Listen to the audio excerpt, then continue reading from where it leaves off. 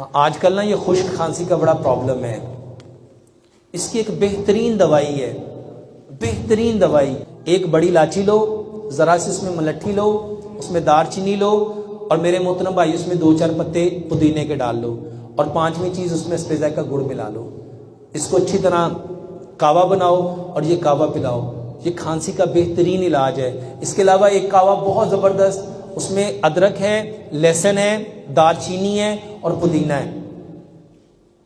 یہ پانی میں ڈال کے اس کا کعوہ بنائیں, اس میں اسپیزا کا گڑ یا شہد ملا کے یہ دیں. اس کی بہترین دوائی ہے. اور ایک دوائی ہم نے اس کی بتائی تھی, الحمدللہ کئی سو لوگوں نے اس کو بنایا. وہ کیا ہے؟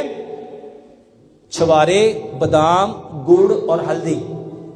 اس کو 10 بادام لو, 10 چھوارے لو, 2 چمچ گڑ لو, 1 چمچ ہلدی لو.